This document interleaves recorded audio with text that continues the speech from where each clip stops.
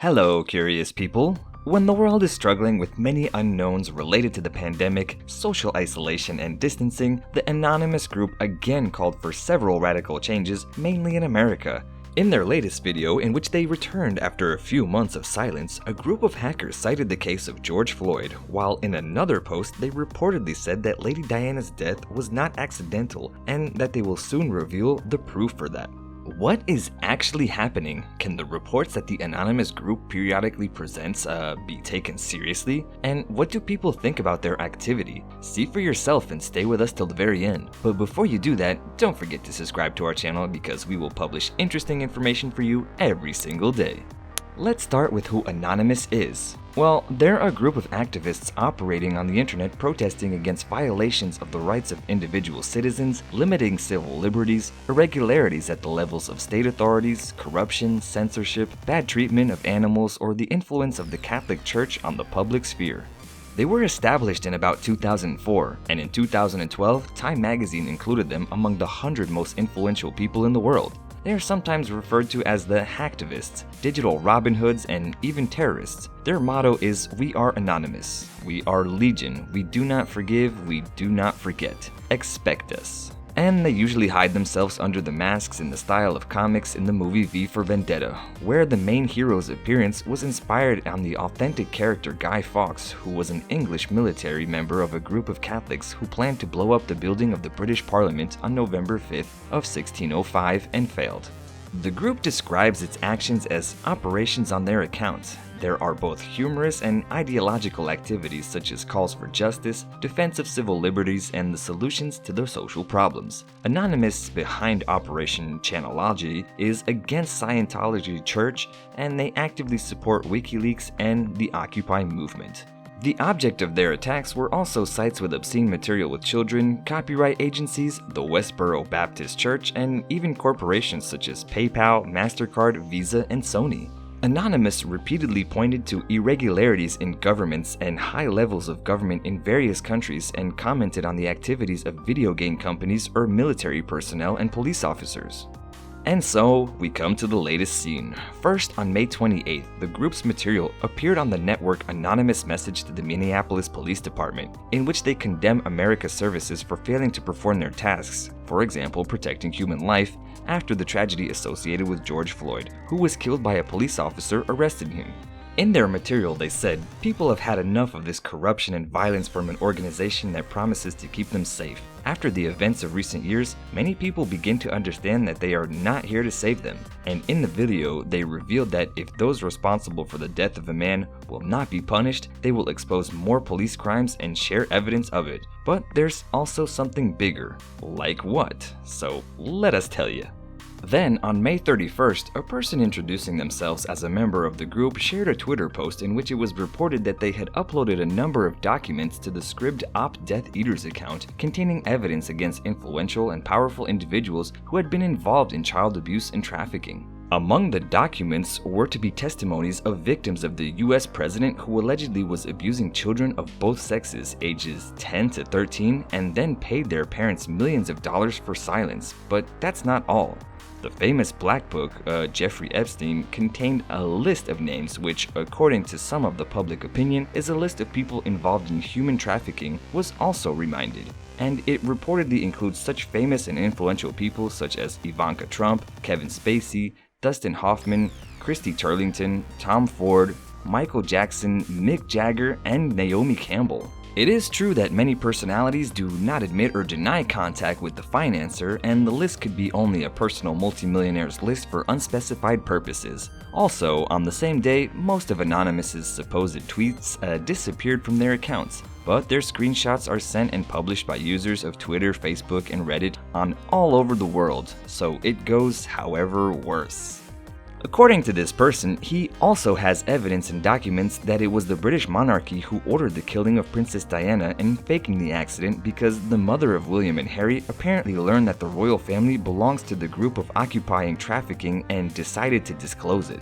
The Queen of the People's Hearts was supposed to have recordings on which the palace employees testified that the Windsors were involved in a crime. In Anonymous's tweets, we can also read, around the time of her death, Diana was visiting hospitals and care homes, and Jimmy Savile was preying on at all hours of the night, consoled Elm guest house victims, and recorded Palace rape victim testimony. Probably now you're wondering, who is Jimmy Savile and who appears in these posts? Well, he was a British music journalist, radio and television presenter, and above all, a longtime leader of the top of the pop charts. And for his merits, he was awarded the Order of the British Empire, and in 1990 received the nobility. And that same year, he was also awarded the Order of St. Gregory the Great by Pope John Paul II. Meanwhile, in 2014, after a 2-year investigation and a few years after the death of the journalist, the British justice system revealed that Savile, in 1955 to 2009, committed abuse on girls, boys, and patients aged 5 to 75 while he was a volunteer in several British hospitals as well as schools and rooms located within the BBC. So what does Lady Di have to do with this? Well, according to the report of Judge Janet Smith, Jimmy Savile reportedly was friends with Princess Diana and Prime Minister Margaret Thatcher. And as he assured, he spent New Year's Eve several times with. It is said, however, that the journalist did not act alone in his wickedness, and among similar perpetrators were supposed the high-ranking British politicians, businessmen, and policemen. Were there also members of the royal family? Did the former wife of Prince Charles know anything about this? As you probably remember, also from several of our videos, Prince Andrew, son of Queen Elizabeth II, had to explain himself on the friendship with Jeffrey Epstein. Because we have a separate video about it, to which the card is showing to you now, we will only briefly remind you the case. Well, at one time, Prince Andrew was considered a black sheep in the royal family when, after the divorce of Sarah Ferguson in 1996, he enjoyed regained freedom and the company of women and luxury travels. He partied among topless ladies, engaged himself in wrong businesses, showed up with the wrong people, and so when in July of 2019, Jeffrey Epstein was detained for soliciting and abusing minors, it was said that the financier's clients included important politicians from around the world, influential businessmen, and among others, Prince Andrew himself. So what's more, one of the women, Virginia Roberts, in 2005 revealed to Refinery 29 that many years earlier she had been forced into contacts with the prince, and maintains that there was intimacy between her and the Queen's son when she was not yet 16 years old. Prince Andrew, of course, denied this information and later gave an interview to the BBC in which he admitted that he knew the financier, but that it would be difficult to say whether he was always Epstein's close friend. So despite this, the men were familiar enough that Andrew went to visit Epstein in New York after his release from prison in 2010. And as the son of Elizabeth II revealed in an interview, it was a matter of honor for him to explain to the millionaire that the friendship was over, and he had to do it personally because he felt that doing it over the phone would mean that he was a coward. However, breaking this relationship lasted so long that Prince Andrew stayed at Epstein's house for 4 days. Well, the interview that was supposed to improve the image of Prince Andrew met with negative reception from the press and public opinion, and subsequent organizations under the patronage of Prince of York withdrew from the cooperation with him, while many sponsors of his initiatives gave up further support for them. In his situation, the brother of Prince Charles on November 20th, 2019 issued a statement in which he said that he was withdrawing from public life and ceasing to perform his duties on behalf of the crown for an indefinite period. He justified his unprecedented decision by protecting the image of the monarchy and not disturbing the work of the royal family through his acquaintance with Jeffrey Epstein. The prince also undertook to assist the services in resolving doubts related to this matter.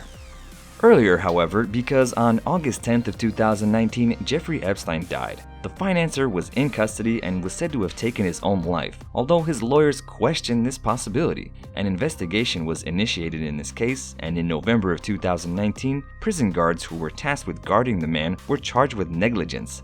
Of course, immediately there were theories that Epstein was silenced. Are these the same theories about ordering the killing of Princess Diana? Could this tragedy have been avoided? You know, it was August 31st of 1997 when the whole world heard about Lady Di's accident and death. The car that Diana, her and their partner Dodi Al-Fayed were driving in was followed by paparazzi, and at some point the driver lost control of the car and hit the tunnel pillar while they were driving. The beloved princess and Dodi and the driver died instantly. Diana died in a hospital as a result of her injuries. Only the bodyguard driving with them survived the accident. A French court investigation found that the driver, Henry Paul, guilty of causing the accident due to excessive speed and the vehicle of being under the influence of alcohol. But nothing was really clear, and finally, no one was brought to justice for this incident and the death of the Princess of the People's Hearts. In an unfortunate accident, Dodi's father, Mohammed Al-Fayed, doesn't believe any of it, and it was he who on the second half of 2019 demanded the reopening of the case when the publication of the book titled Diana, Case Solved was announced, which was to be the final description and confirmation of what really happened then. Dylan Howard, an investigative journalist and former homicide policeman, Colin McLaren, wrote down their conversation with Levan Than, the reportedly driver of the infamous white Fiat Uno that collided with Diana's car. But this book is not the first of the theories and secrets surrounding the tragic accident of the mother of the princes, William and Harry. So will the latest Twitter post change anything about this? Because really, it should be noted that at the moment, it's not confirmed whether or not the hackers from Anonymous are actually publicizing this information and whether they have alleged evidence. And it's not known whether behind these reports there is some internet troll which only wanted to start a storm on the network. And so, what do you think, my curious people? Do you believe this is another operation of the Anonymous group, or do you not believe in any of these theories? Do you think that the British royal family has been involved in child abuse? Well, be sure to let me know in the comments anyhow. Also, don't forget to show this video to your friends and get to know their opinions, as well as subscribe to our channel because we publish interesting news about the stars every single day. Bye bye!